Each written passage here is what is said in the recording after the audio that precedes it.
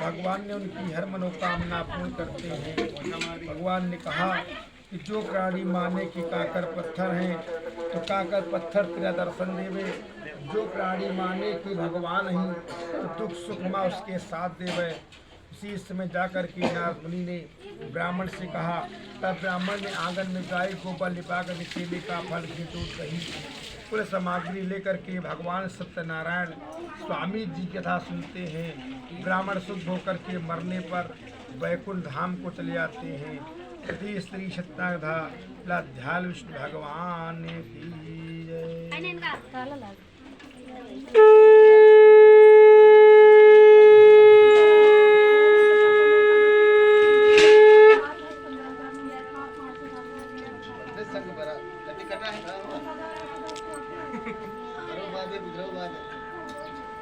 द्वितीय अध्याय सूतो वाची नीम सारणे तिथि में सोनिका दया।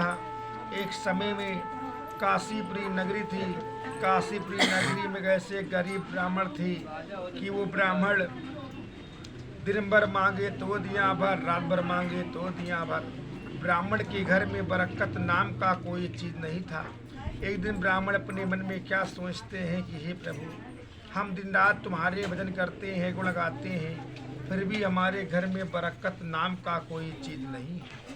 ऐसे कह कर के ब्राह्मण जा कर के पीपल के पेड़ के पास रोने लगे। तब नारद मुनि ने बंसी बजाते हुए जा कर के ब्राह्मण के पास पहुँचे। कहा, हे ब्राह्मण, ये बताओ तुम्हें कौन ऐसी संकट पड़ गई कि जो तुम पीपल के पेड़ के पास तुम रो रहे हो। तब उसी समय ब्राह्मण ने कहा, हे नारद, क्या तो हमारा दुख बांट सकते हो। उसी से ब्राह्मण ने कहा, नारद जी ने कहा, हे ब्राह्मण, दुख बांटने वाला होगा तब ऐसे तुम्हारा दुख बांट सकते हैं। तब ब्राह्मण ने कहा, हे नारद, हम दिन रात भगवान का भजन करते हैं, गुण गाते हैं, फिर भी हमारे घर में बरकत नाम का कोई चीज नहीं। ऐसे कह कर के नारद मुनि ने जाकर के भगवान विष्णु जी के पास पहुँचे और माथ को नवाए नमस्कार किया। बोले, हे प्रभु, काशीपुरी नगरी में कैसा गरीब ब्राह्मण है जो दिन रात तुम्हारा भजन करते हैं, गुण गाते हैं, फिर भी उनके घर में बरकत नहीं है। तब भगवान ने कहा, हे नारद, जो जैसा नियत करता है उसके यहाँ वैसा भजन होता है। हे नारद, हम ब्राह्मण के पूजा से प्रसन्न हैं।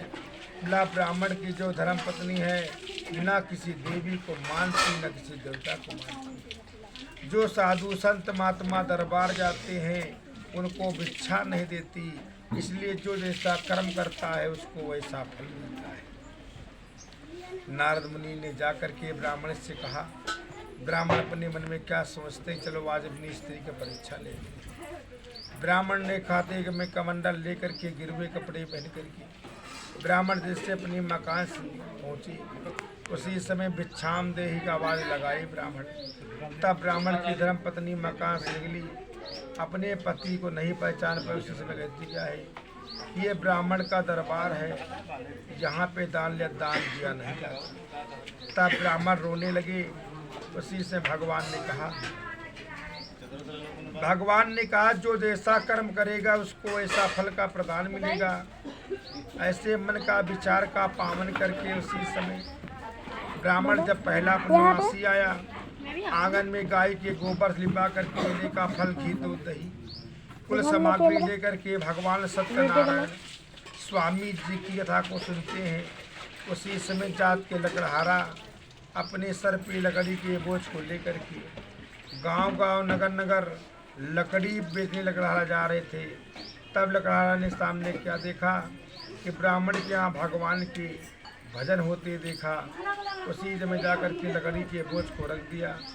जब कथा समाप्त हो गया तब चरणामृत लेकर के उसी समय लकड़हारा ने अपने मन में क्या सोचे कि हे प्रभु, आज लकड़ी बेचने में जो भी धन मिलेगा सब धन बेच के भगवान की कथा। उसी से भगवान ने लकड़ा हीरा जवाहर दे करके प्रसन्न कर दिए। जब लकड़हारा ने अपने दोनों नेत्र खोले, उसी समय जाकर के ब्राह्मणों को बुला करके भगवान सत्यनारायण जी कथा सुने, ब्राह्मण को भोजन करवाए। तब भगवान के घर में धन पुत्र सुहाग संतान को भगवान बढ़ंत करते हैं। इस उसी से में जाकर के लकड़ा सुख भोग करके मरने पर वैकुंठ धाम को चली गई। इति स्त्री शत्रघ्ना इति अध्याय विष्णु भगवान। दिखा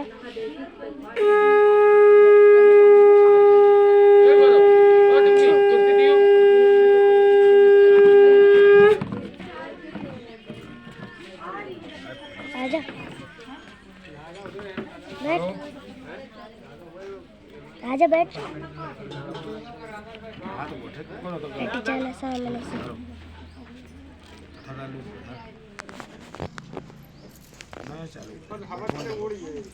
तृतीय अध्याय सूतो वाचे नियम सारणे तृतीय सोनकादय। एक समय में उमामुख के नाम एक बुद्धिमान राजा थे। उन राजा के यहाँ भगवान ने धन दौलत तो दिया, बोला राजा के यहाँ कोई वंश कोई औलाद नहीं था। राजा ने बहुत बड़े मान मनौता किए। तब राजा के यहाँ 15 वर्ष के बाद पुत्र का जन्म हुआ। तब राजा रानी मिलकर के गंगा जी किनारे पीपल के पेड़ के पास श्री सत्यनारायण भगवान कथा को राजा सुन रहे थे। उसी समय जात के बनिया नाव को लेकर के व्यापार करने के लिए बनिया जा रहे थे। बनिया ने सामने क्या देखा, राजा को व्रत करते देखा।